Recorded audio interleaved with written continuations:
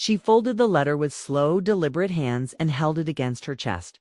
For a long moment, Amelia didn't move. The past had always been a silent shadow behind her, a weight she carried with grace, but rarely acknowledged aloud. But now here it was, in ink and paper, asking not for redemption, but for witness. Austin stayed nearby, saying nothing, but she felt his presence like an anchor, steady, patient, loving. After a while, she looked up at him, the sunlight softening the edges of her eyes. "Will you come with me to St. Teresa's?" he asked gently. She nodded. "I don't know if I'll speak to her. I don't know if I can, but I think I need to see." "Then I'll drive," he said without hesitation, "and I'll be right there, as long as you need me." She gave him a faint smile. "I always do."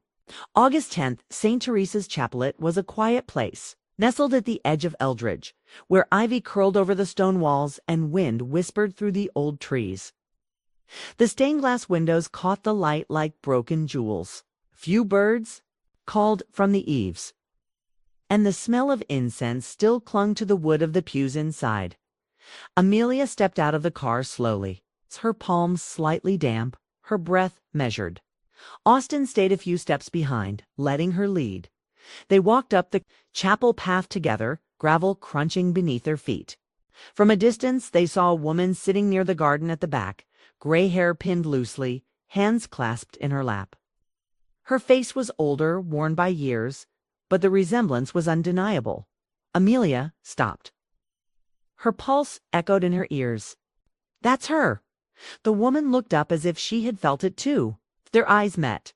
She didn't rise, didn't wave. She simply waited. "You don't have to go," Austin whispered behind her. "I know," Amelia replied, "but I want to." She took a step forward, then another. And then she walked. Each footfall was heavy with memory. The nights she'd cried alone, the years she felt abandoned, the part of her that once longed for a mother's embrace, then buried that longing deep. When she reached the bench, she stood for a moment. The woman, her mother, looked up at her, eyes damp but not pleading. "I didn't know how to come back." Her voice cracked like a twig in autumn. "So I didn't, and that's on me." Amelia looked at her, arms folded tight across her ribs, guarding her heart. "You left me." "I did," her mother admitted, "and I hate myself for it. Every day." A long silence stretched between them, the kind that only truth could sit in. Finally, Amelia said, "You don't get to rewrite the past." Her mother nodded. "I'm not trying to. I just ... I wanted you to know that someone still loved you, even from afar." Tears welled up in Amelia's eyes. She blinked them back. "I loved you," her mother whispered. "I just ... wasn't strong enough to show it." Amelia's throat tightened. For a moment, all she could do was stare at this woman, this stranger who had once been her world. Then, softly, almost inaudibly, Amelia said, "I'm still angry. You have every right to be. And I don't know what I'm supposed to do with this." Her mother didn't answer. She only nodded again, her hands shaking in her lap. But something inside Amelia cracked open. Not forgiveness, not yet, but space. Space for what might come next. "I don't know either," she added, her voice low. "But ... maybe we start by not pretending anymore." Her mother looked up, hopeful. Can I call you sometime?" Amelia hesitated. Then slowly she reached into her bag, pulled out a small notebook, and tore out a single page. "My number," she said, setting it on the bench. "No promises. No declarations. Just a door cracked open." Then she turned and walked back toward Austin. He stood as she approached, his eyes meeting hers. "You okay?" he asked. "No," she said honestly, "but I think I will be." And as they walked away from the chapel, the afternoon sun catching the gold in her hair, Amelia reached for his hand. He took it without a word. Behind them, her mother stayed on the bench, hands cradling that small torn paper like a relic. Hope, fragile but alive. That night in Silver Creek, Amelia sat on the porch with Noah asleep in her arms. Austin came out, coffee in hand, and kissed the top of her head. She looked up at him. Do you think people like us, can really break the cycle? Austin smiled gently. You already did. She looked down at Noah's tiny face, peaceful in slumber. Then I'll keep breaking it, she said. Every day. And in the hush of that twilight, with fireflies dancing across the yard and the stars beginning to blink awake, Amelia finally let herself believe that healing wasn't always loud. Sometimes it was a whisper. Sometimes it was the decision to love better than you were loved. And that was enough. Austin sat beside her, one arm draped gently across the back of her chair. The air around them was warm, thick with the smell of earth and the hum of quiet life. Noah gave a soft sigh in his sleep, tiny fingers curling over Amelia's dress. You did something brave today, Austin said after a moment. His voice was low, reverent. Most people run from wounds like that. But you walked toward it. Amelia didn't look at him right away. Her eyes were on the horizon, where the sky melted into hues of copper and lavender. I didn't feel brave. I felt like I was walking into fire. He touched her hair, brushing a wind-blown strand behind her ear. But you didn't burn. She finally met his gaze.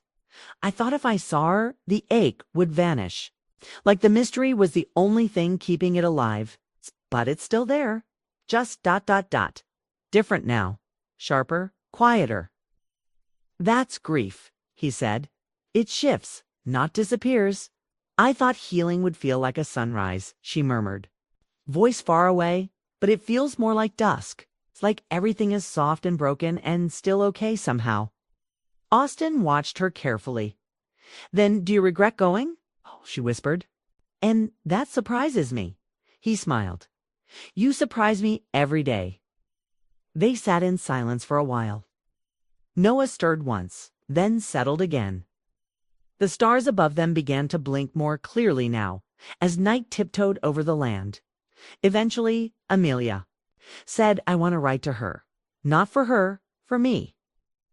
You should. I want to tell her who I've become. The parts of me that grew in spite of her absence, and the ones that still bear the shape of her shadow. Austin nodded. Your story, not hers. Amelia rested her head on his shoulder. I want to be the kind of mother Noah never has to wonder about. Never has to search for in chapels or letters or locked drawers. You will be, he said quietly. You already are. She was quiet for a moment longer, then lifted her head. There's something else. What is it? She turned toward him, steady now. I want to go back to work. Austin blinked. The clinic. She nodded. Part-time for now. I miss being useful beyond these walls. I miss helping people who walk in with their own pain and walk out with a little less. I need that part of me back. He smiled slowly, admiration lighting his eyes. Then we'll make it work. She exhaled deeply. There's a lot I'm still figuring out, Austin, about myself, about this family, about what kind of life I want Noah to grow up watching. He leaned forward, pressing his forehead gently against hers. As long as it's one we build together. I'm in. A hush fell between them again, not heavy, but holy. Later that night, when the house had gone quiet and Noah was fast asleep in his crib, Amelia sat at the old desk by the window, the same one she used to write letters on as a girl, letters no one ever read. This one would be different. She pulled out a blank sheet of paper and began. Dear Grace, you don't know the woman I've become, and maybe you never will. I want to tell you anyway, 'cause I've carried too much silence for too long. ... The words flowed not as accusation, but as release. Not to reopen wounds, but to let air in. And across the hallway, Austin watched the light spill under her door and smiled. This was how healing began. Not with a THUNDERCLAP, but with a pen. And a choice. I've carried too much silence for too long. And I refuse to pass it down to my son. There's so much I'll never understand about why you left, or how you did. But I'm done letting that be the center of my story. I'm writing a new one. Now with pages filled by love, I know how to give, even though I never fully received it. Maybe especially because I didn't. Amelia paused, her fingers trembling slightly as they gripped the pen. Then she pressed on. You missed so much. You? Missed the way I learned to tie my own shoes. The way I fell in love for the first time. The nights I cried in the dark, trying to remember the sound of your voice. But I've stopped waiting for you to come back and fill the empty spaces. I filled them myself with hard work, with good people, and with a love I never thought I'd find. This isn't a letter asking you to explain. It's not even a letter asking for forgiveness. It's just a letter from a woman to the ghost that shaped her saying, I see you, but I'm done being haunted by you. Goodbye, Grace, wherever you are. Whatever you're still running from, ... I'm not running with you anymore. Amelia ... She set the pen down. And for the first time in years, her hands didn't feel heavy. The next morning, Amelia stood at the mailbox in her robe, the letter sealed in a pale cream envelope. She didn't address it. There was no destination, just a gesture, a ritual of letting go. She slid it inside and closed the box. As she turned to go back inside, Noah's laugh rang out from the window where Austin held him. The sound caught her in the chest. It didn't break her. It rebuilt her inside. Austin had laid breakfast out, eggs, toast, orange juice. Noah clapped excitedly when he saw her.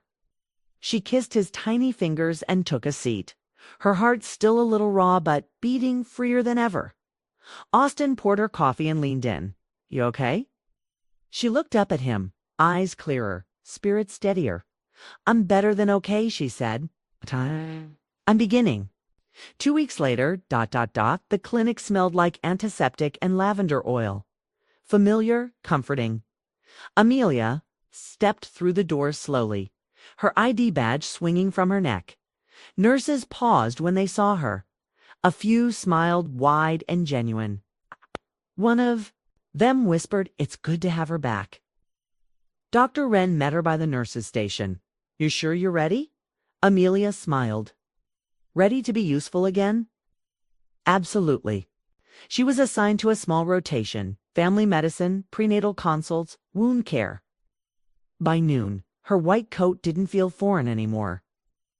She was in her rhythm, focused, calm, steady. Between patients, she glanced at the photo Austin had slipped into her bag, her and Noah sitting under a tree in the vineyard, sunlight spilling around them. She touched it gently. Yes, she was still healing. But for the first time in years, she wasn't just surviving. She was living. That evening, Amelia returned home, exhausted but alive in a way she hadn't felt for a long time. Her coat still smelled faintly of sanitizer. Her curls had half fallen from their clip. And her legs ached from standing all day but. Her smile was quiet and real. Austin was in the kitchen, humming to Noah as he stirred something on the stove.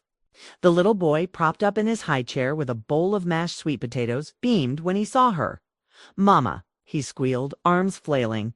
Amelia dropped her bag and rushed to him, pressing kisses to his cheeks, to his hair, to the soft folds of his neck as he giggled. She was breathless by the time she turned to Austin. How was he? She asked, already reaching for a spoon. Perfect, Austin said. He handed her a plate, like his mom. She gave him a look. Liar.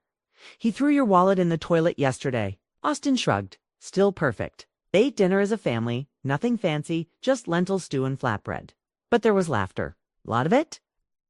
At one point, Noah tried to feed Austin a soggy carrot, and Austin pretended to faint. Amelia laughed so hard she cried. Afterward, with Noah asleep and the house quiet, they found themselves on the back porch, wrapped in a blanket. Looking out at the vineyard under moonlight, Austin rested his chin on her shoulder. You were amazing. Today, you know that, right? She didn't answer right away. Her eyes were far off, remembering the warmth of a patient's hand, the tired smile of a new mother, the scribbled thank you note from a young boy with a broken wrist. I felt useful, she said softly. Like I wasn't just a woman dragging a past behind her, like I was actually doing something again. Austin kissed her temple. You never stopped. Even when you thought you did. There was a pause. Then Amelia turned to him, something shifting in her eyes. I want to start a foundation. Austin blinked. A foundation for abandoned children. For mothers who never learned how to mother because no one taught them how to love. For women who were told they had to survive quietly. Gosh. She sat up straighter, voice gaining fire. Not just a charity, a space. With therapists. With career coaching. With a daycare and books and music. A place that tells them, you are allowed to begin again. Austin looked at her, pride and wonder welling in his chest. Then, let's build it, he said simply, from the ground up. 3 months later, a banner fluttered in the wind. The Grace House, sanctuary for rebirth. Amelia stood beside the ribbon with a pair of gold scissors. She wore a soft navy blue suit, her curls pinned back. Noah perched on her hip. Austin stood behind them with quiet pride. Dozens of women gathered, some young, some older, some with children clutching their legs. Others with eyes that held entire. Novels of pain and hope. Don Amelia stepped forward. She didn't have a long speech, just a voice full of certainty. I built this place because I needed it once, and because I believe in what happens when women stop hiding and start healing. Grace didn't save me. I saved myself. But now I get to give that saving back. She cut the ribbon. The doors opened. And with it, the first chapter of something. Not just new but transformative. The moment the doors of Grace House opened, a hush fell over the gathered crowd, as if they were all collectively holding their breath. Amelia stepped aside, letting the first woman cross the threshold. She was in her late 40s, with a child clinging to her skirt and haunted eyes that flickered with disbelief. Behind her, a teenager with shaved hair and a backpack paused at the doorway, her chin trembling even as she squared her shoulders. Austin took Noah and stood back, letting Amelia walk in with them, her hand brushing theirs gently as they passed. The light inside was warm, honey-hued walls, soft furniture, the scent of lavender in the air. But more than that, it felt safe. There was a room labeled, The Library of New Beginnings. Another, The Healing Garden. And tucked in the corner, painted in delicate script above a quiet, sunlit room, Grace's room. Amelia's breath hitched when she saw it. She hadn't expected the letter to arrive, but it had. That morning, delivered in a worn envelope with no return address, the writing familiar in its restraint. She hadn't opened it. Not yet. Now, lone in the room named after the woman who raised her and broke her. She sat quietly, the letter trembling in her hands. She could still hear Grace's voice sometimes, still feel the echo of cold mornings and stricter nights. But also the moments few and fragile where Grace braided her hair without saying a word, or left her a bowl of soup on the stairs. She opened the letter. Amelia, I won't ask forgiveness, but I want you to know I watched you grow, and I feared your light. I didn't know how to hold it without burning. I confused discipline with love, silence with protection. You deserved better. You always did. If this ever reaches you, I hope you're living loud. I hope you found someone who looks at you like the world's luckiest man. And I hope one day you'll forgive the brokenness in me that couldn't love you the way I should have. Grace tears slid down Amelia's face, silent, unhurried. She folded the letter, not with rage, not with relief, just a quiet understanding that healing didn't always mean closure. Sometimes it meant letting a wound breathe without picking at it anymore. Outside Grace's room, a woman waited, young, barely 20. Hollow-eyed. Amelia stepped out and smiled at her gently. Come in, she said. The girl blinked. Is this where the pain stops? Amelia shook her head softly. No, but it's where you stop carrying it alone. And with that, the door closed behind them. Months passed. Grace House flourished.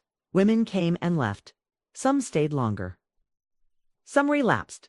Some returned stronger. Amelia was there through it all, running night therapy circles, tucking Noah into nap rooms, writing grants by candlelight, and walking through the vineyard with Austin when her heart felt heavy. On their third wedding anniversary, Austin surprised her with a wooden sign at the front entrance, hand-carved in simple letters, "You are not what hurt you. You are what you choose to build." Amelia Quinhart, she laughed, teared up, and kissed him under the stars. And as fireflies danced around the vineyard and music played softly from the porch, she whispered into his ear, "We built something, Austin, and it's beautiful." 6 months later, there was a new girl at Grace House. 17. Barely. She refused to give her name, spoke in fragments, jumped at every knock, but she never missed a single therapy circle. She sat, arms folded, hoodie pulled over her face butt. Her eyes watched everything. Amelia noticed her first in the garden. She wasn't planting. She was just sitting dirt on her knees, staring at a pot with no seed.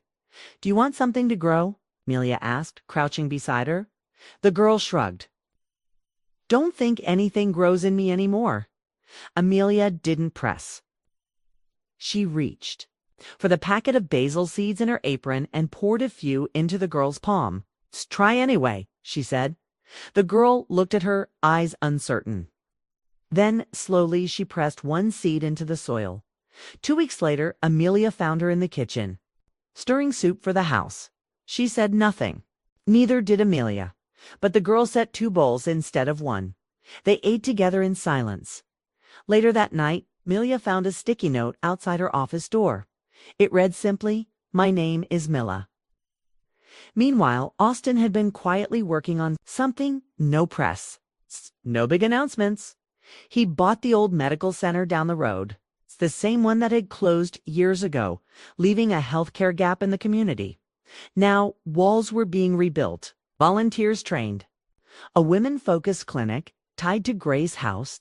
It would be called Haven. At dinner one evening, Austin watched as Amelia read Mila's new poem aloud to the other girls.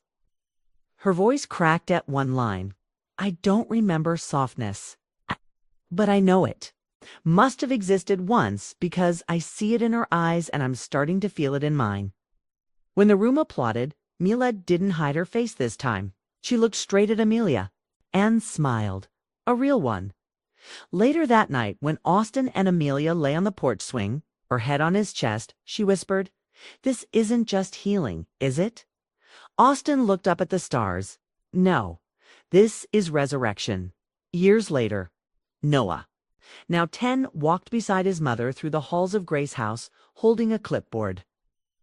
It was "Take your kid to work, Daivan," though he spent half his life here already. They passed portraits on the wall, not just of donors or founders, but of women. Some smiling, some mid-laugh, some holding babies, some painting murals. Each one had a name underneath, some real, some chosen. Mila's was there too. She now ran the art therapy program. As they stepped outside, Amelia paused at the entrance, sign still carved, still weathered. "You are not what hurt you. You are what you choose to build." She closed her eyes, breathing in lavender and sunlight. Then Noah tugged her sleeve. "Mom, He pointed to the empty lot across the road. "That land? Can we build a school there one day for the kids whose moms live here?"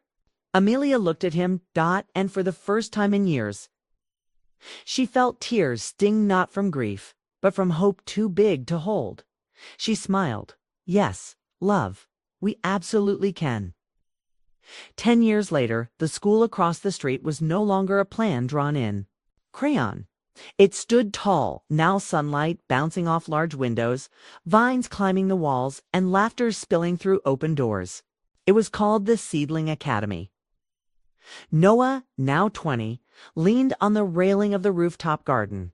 Below, students ran across the playground, most of them children of women who had once called Grace House home. He carried his mother's fire in his bones and his father's steadiness in his gaze. But his vision, That was all his own.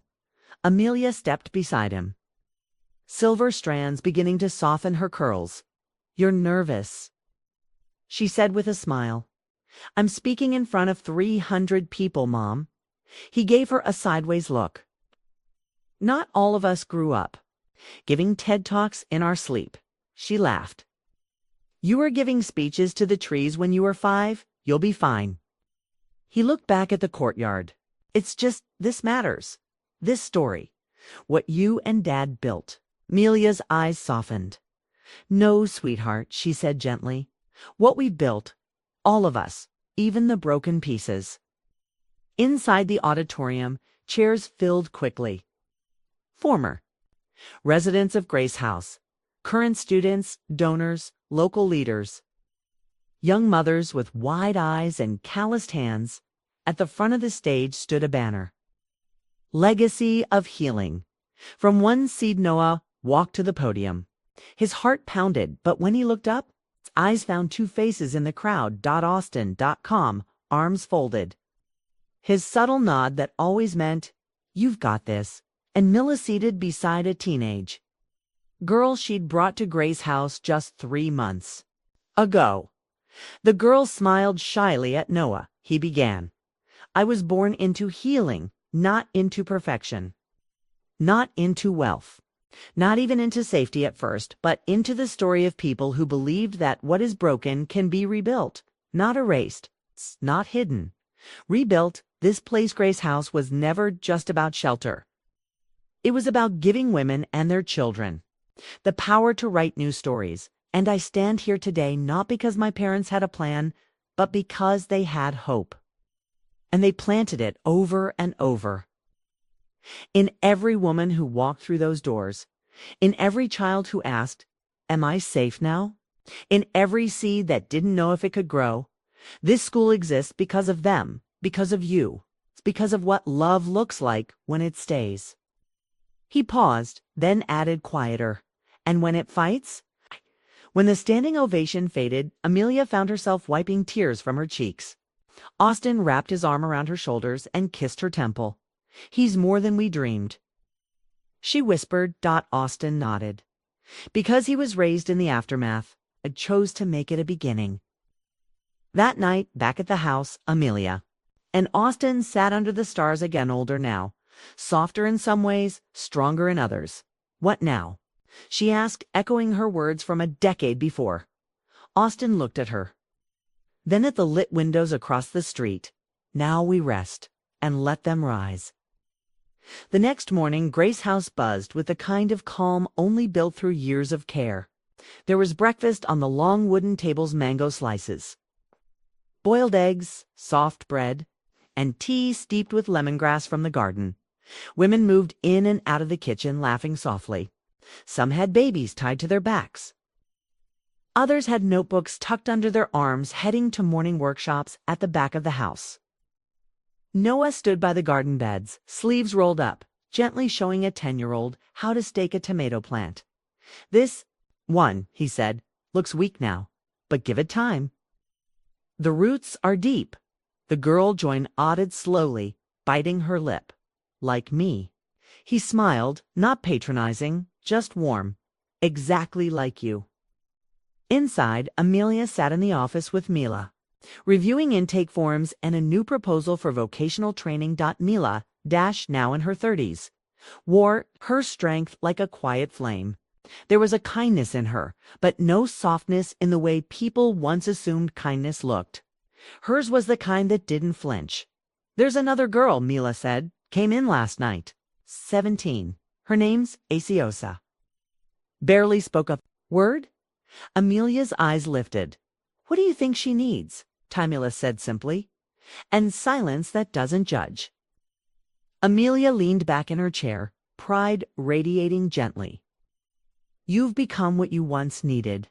Mila met her eyes. "Because you let me become it."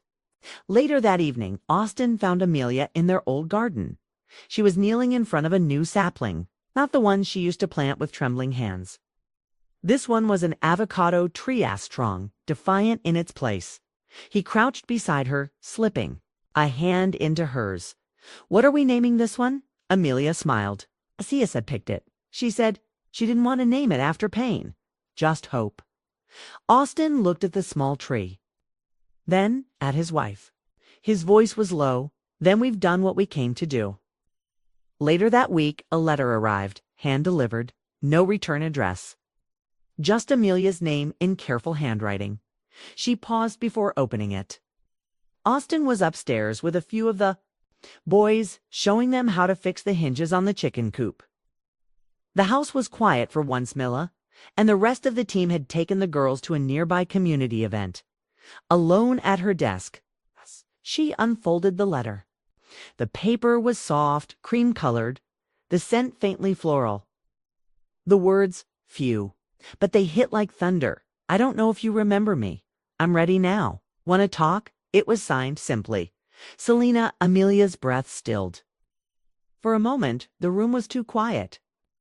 Her mind spiraled backward. Selena, one of the earliest girls who had come through Grace House in the beginning, before they even had protocols or proper forms, when the home was more a shelter than an organization. Selena, who had vanished without a word 3 years ago, Austin, came in quietly, wiping his hands on an old towel. He saw her expression and didn't ask right away. Knelt by her side. She handed him the letter. He read it once, then again. His brows drew together. She's alive. Amelia nodded slowly. And reaching out, they didn't speak for a long moment. Then Austin stood and said what he always did in moments like this. Then we hold space, however long it takes. The next day, Amelia sat in the small sunroom, off the kitchen. It had become her quiet meeting space, soft chairs, woven rugs, and plants that draped gently from shelves. Mila popped her head in. You have 5 minutes before your next session. You want me to sit in? Amelia looked up. Oh, I think I need to do this one alone. Mila nodded, understanding. She's in the car. I'll bring her in when you're ready. The door opened gently. Selena stepped in. Thinner, older. Her eyes didn't carry fear, just exhaustion. And something else, determination. Amelia stood but didn't move to hug her. She waited. Selena blinked at her lips, parting but no words coming. Instead, she walked forward slowly and sank into the chair opposite. For a full minute, they just looked at each other, and then Amelia said softly, "Welcome back." Selena's eyes welled up, but she didn't cry. She lifted her chin. "I want to work here." Selena's words hung in the air. "I want to work here." Amelia didn't react immediately. She studied Selena's face, the firm line of her jaw, the nervous twitch of her fingers, the flicker of something unspoken in her eyes. She finally spoke, calm and measured. "This place has changed since you left." "We've changed." "I know," Selena said. Her voice was low, almost hoarse. "That's why I came back. Not to return to the girl I was, but to become the woman I should have been." Amelia leaned back slightly, folding her hands in her lap. "Why now?" Selena took a breath. "Because I saw the news story about Grace House reopening the East Annex. 'Cause I've been working in shelters in Macomb for 2 years, helping women who've been trafficked, because I know what it feels like to disappear, and I don't want anyone else to feel that alone." Silence again. Outside the window, birds flitted through the mango tree, their wings casting momentary shadows on the tiled floor. Amelia nodded slowly. "If you're serious, there's a process. Mila will handle your interviews. You'll train like everyone, else you won't get special treatment." "I'm not asking for special treatment." Selena's voice cracked slightly. "I just want a chance to give what I didn't know how to give before." Amelia finally rose and opened the door. "Then show up tomorrow, 7 a.m. sharp." Selena blinked. Just like that. Just like that," Amelia said softly, "because second chances shouldn't take forever." That evening, as the household wound down, Amelia found herself in the back garden, pulling weeds from the herb beds with Noah crawling beside her. He babbled to himself, smearing dirt on his little cheeks like warrior paint. Austin stepped out with 2 cups of tea, setting one beside her. "How did it go?" "Oh, she's..." "Still Selena," Amelia murmured. "Ah!" But not the same Selena we lost. Something different in her eyes. She's walked through fire. Austin sat beside her. You think she's ready? I think she's searching for the same thing we all are, she said, a way to make her scars mean something. Austin was quiet a moment. She might stir things up. Mila's protective of the girls. Some of them remember when Selena left. I know, Amelia said. But part of healing is welcoming the ones who return, even if they're leaving hurt. The next morning, the East Annex buzzed with quiet energy. Staff set up chairs, cleaned therapy rooms, and sorted through donations. In the far corner, Mila was reviewing the volunteer schedule on a clipboard when Selena walked in hair tied back, wearing a plain white shirt and black jeans. Mila looked up, her eyes narrowing. Your early Selena gave a small nod. You're in charge. Mila didn't return the nod. I always was. Selena didn't flinch. Me? What to do? A tense pause. The air between them was thick with memory. Finally, Mila handed her the clipboard. You're on intake sorting. Start with the file room. Don't break anything. Selena smirked faintly. Hello, promises. Hours later, Amelia passed by the annex again. She saw Selena on the floor, organizing case files, sleeves rolled up, sweat on her brow. There was a strange peace in her movement, a quiet determination that said she didn't need to prove she'd changed. She just needed to be different. From a distance, Mila watched two arms crossed, unreadable. But she didn't interrupt. 2 days into her work at the annex, Selena moved like someone learning to breathe all over again. She didn't ask for sympathy. She didn't avoid the stares. When the younger girls whispered or moved away in the halls, she simply kept walking. But there were moments, small, fractured moments where the weight of everything pressed down. Like when she entered the old classroom and saw her name still etched faintly into the back of a desk. Or when she passed the art therapy room and heard one of the girls sobbing through the wall.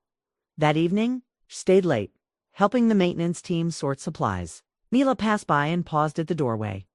You don't have to stay past hours, Selena. Didn't look up. I couldn't sleep last night. Don't like being still. Mila stepped in, arms folded. You think this is how you fix it? Selena finally stood. I know I can't fix anything, but maybe I can help someone else not make the same mistakes I did. Mila stared at her for a long beat. Then, with a clipped tone, the clinic needs someone to assist with intake counseling. You'll shadow Doreen for a week. If she approves, you stay. Selena blinked. You're serious? Not doing it for you, Mila said. The girls need someone who's walked through the dark and come out the other side. But if you screw this up.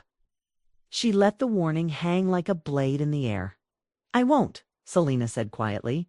Meanwhile, in the upper floors of the main house, Amelia was standing at the long boardroom table with Seji, her chief coordinator, going through files.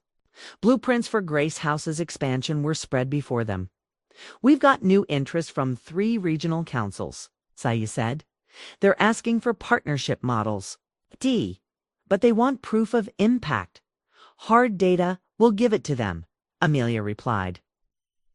But not just numbers, stories, lives changed. She tapped a folder labeled Mid-Program Testimonies. Her hand lingered on it. There's talk, Sayi added cautiously, that the Leona Foundation might consider you for the East African Coalition. They're looking for local leadership people, grounded in the community. Amelia's eyes flickered with something unreadable. That kind of leadership always comes with a cost. Sayi tilted her head. Are you ready for that? Amelia looked toward the window, where the annex buzzed with motion. Below, Selena stepping out into the sunlight, Mila trailing a few steps. Behind, arms still folded but slightly looser now. I think it's time, she said. We've been healing inside these walls long enough. Now we build beyond them. That night at the kitchen table, after Noah had fallen asleep, Austin placed a folder in front of her. Inside was a single page with the Leona Foundation's letterhead. You didn't tell me. Amelia said softly, but not accusing.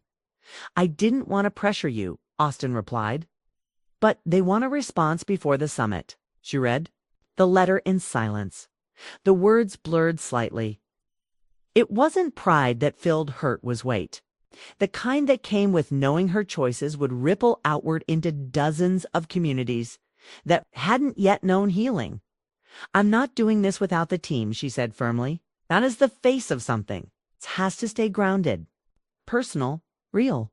Austin smiled, brushing his thumb across the back of her hand. Then that's what it will be.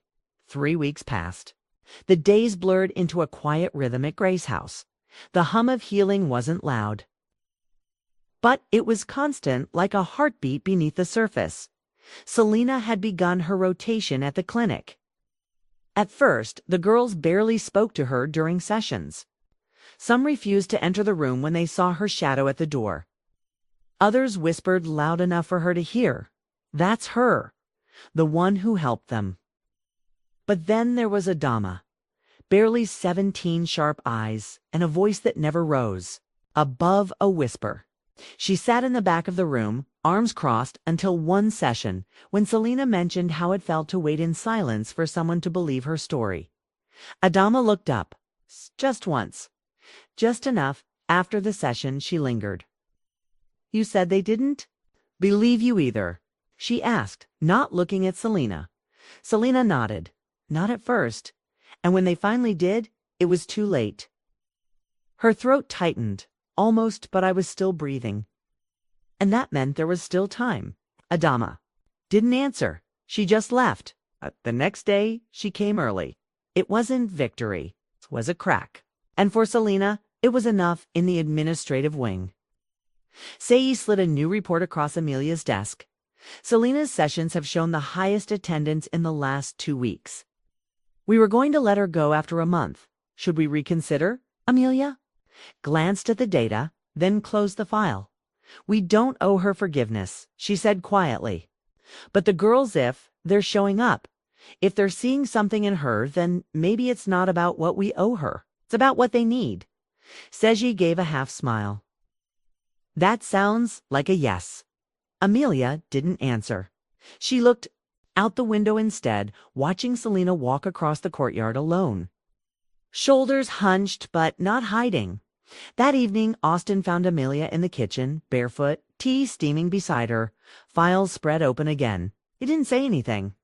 Just picked up a report, read a few lines, and then leaned against the counter. You've been quieter, he said. Amelia nodded.